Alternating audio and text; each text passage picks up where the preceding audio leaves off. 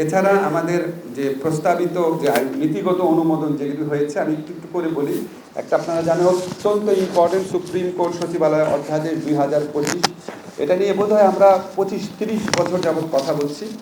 এটা আপনার ওই 2006-7 দিকে খুব ভালোভাবে একটা চেষ্টাও হয়েছিল আইনটা করার, কোনোভাবেই করা যাচ্ছিল না। কিন্তু আপনারা জানেন আমাদের জাতীয় ঐকমত্য কমিশন আছে, আমাদের বিচার বিভাগীয় সংস্কার কমিশন আছে, আমাদের মাননীয় প্রধান বিচারপতির যে সংস্কার রোডম্যাপ আছে, সব জায়গাতেই সুপ্রিম কোর্ট সচিবালয় প্রতিষ্ঠার কথা বলা হয়েছে।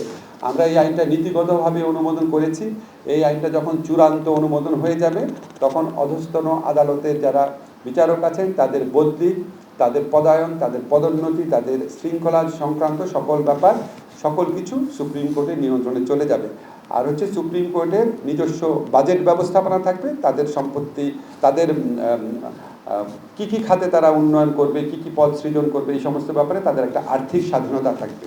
তো এটা এটা নিয়ে দীর্ঘ আলোচনা হয়েছে। আমাদের মনে হচ্ছে কিছু কিছু বিষয় আরও আলোচনার প্রয়োজন রয়েছে, বিশেষ করে যেহেতু এটার সাথে আর্থিক সংশ্লেষ রয়েছে, অবশ্যই অর্থ উপদেষ্টার একটা মতামতের প্রয়োজন রয়েছে। এই আইনটা করার সময় সেই মতামতটা নেওয়া হয় নাই। জনপ্রশাসনের সাথে কনসালটেশন করার প্রয়োজন রয়েছে। তাছাড়া আমাদের আজকে উপদেষ্টা পরিষদের মিটিংয়ে কিছু বিষয়ে যে উচ্চ আদালতের ভূমিকা নিয়েও প্রশ্ন উঠেছে।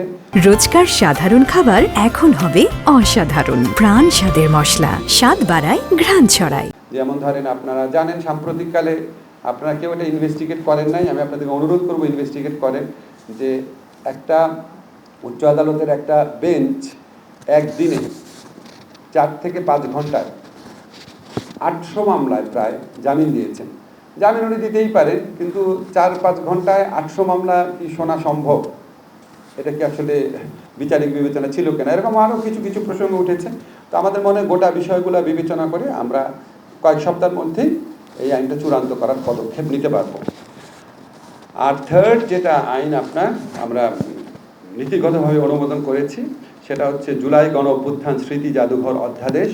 আপনারা জানেন গণভবনের জায়গাতে জুলাই গণ অভ্যুত্থানকালে আমাদের যে তরুণরা প্রাণ হারিয়েছেন, যাদের চিরস্থায়ী অঙ্গহানি হয়েছে, আমাদের যে অপূরণীয় আত্মত্যাগের ঘটনা আছে, আর ফ্যাসিস্ট শেখ হাসিনা সরকারকে পতনের একটা স্মারক হিসাবে ওই স্মৃতিকে ধরে রাখার জন্য, জুলাই গণ অভ্যুত্থানকে আপনার অ্যালাইভ রাখার জন্য এবং এটাকে আমাদের প্রপারলি অ্যাকনলেজ করার জন্য আমরা গণভবনে জুলাই জাদুঘর করছি, এখানে জুলাই গণ অভ্যুত্থান স্মৃতি জাদুঘর করছি।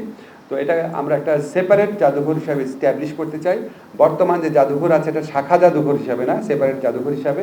তো সেখানে লোকবল লাগবে, আর্থিক সংশ্লেষ আছে, সেই জন্য আরও একটু আলাপ আলোচনার প্রয়োজন রয়েছে। এটাও আমরা খুব দ্রুত চেষ্টা করব, খুব দ্রুত এটা চূড়ান্তভাবে অনুমোদন করার জন্য।